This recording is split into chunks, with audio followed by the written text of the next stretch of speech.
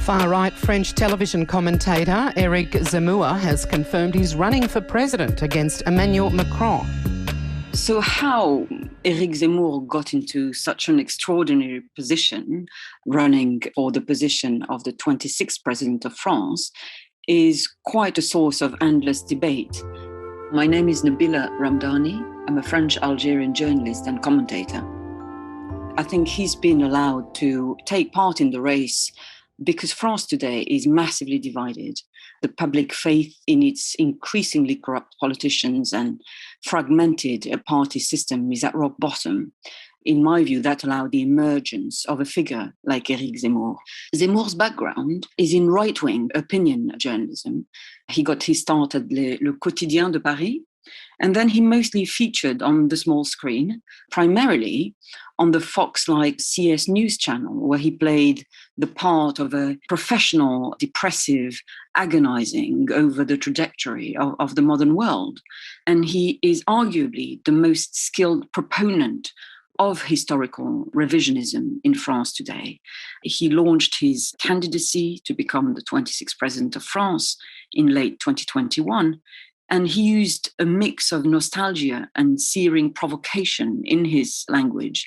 And he presents himself as a General de Gaulle-style figure who can save France from decades of immigration and liberalism. And Zemmour constantly plays on the image of a mythical France, a clean, beautiful France full of Gallic icons from Joan of Arc to Edith Piaf. And his discourse is straight out of the Nazi playbook. He claims, for example, that France is being submerged by immigrants from Muslim countries, yet he traces his own heritage to a Berber family in what is now the Muslim-majority country of Algeria. He's full of paradoxes as well. He identifies as Jewish, yet arguably his most despicable deceit was his false theory that the World War II era French Vichy regime did not collaborate with the Nazis to perpetrate the Holocaust. And instead, he had portrayed the Vichy government's head, Marshal Philippe Pétain, as someone who had protected French Jews.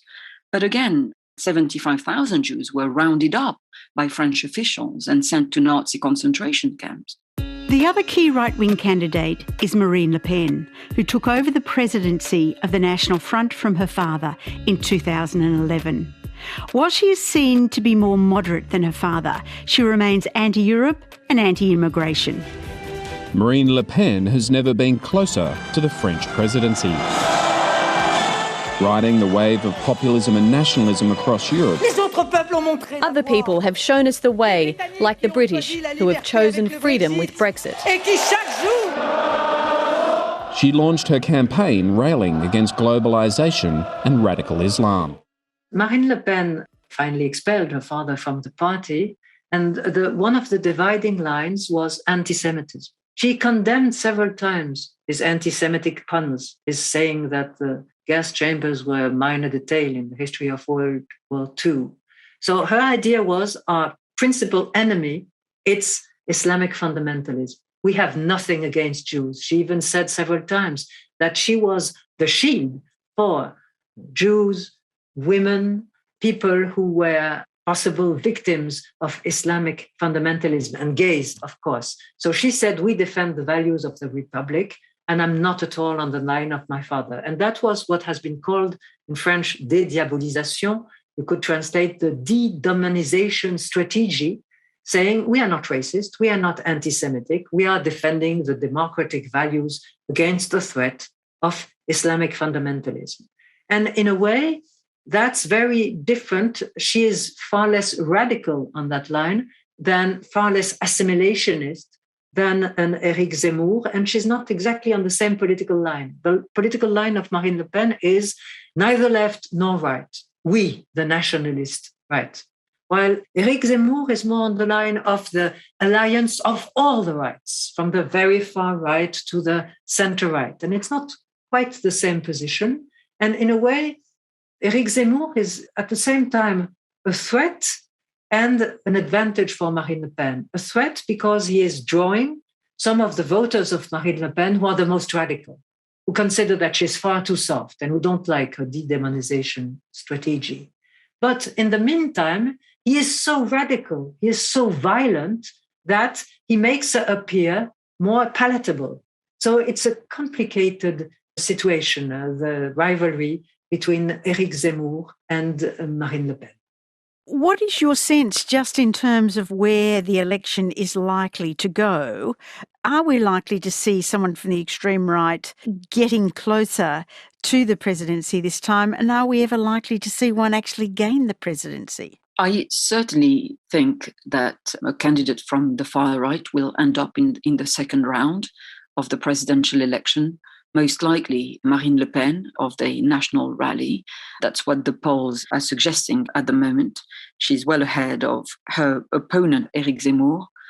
I don't think that Marine Le Pen will manage to win the presidency simply because even though her bigoted ideas about foreign nationals or immigration or indeed French nationals from foreign backgrounds are appealing to a large section of French society, she remains someone with no specific agenda, no specific vision for France. And crucially, she's economically illiterate. And in order to be electable, you have to have a sound economic policy for France to basically make sure that people have the basics.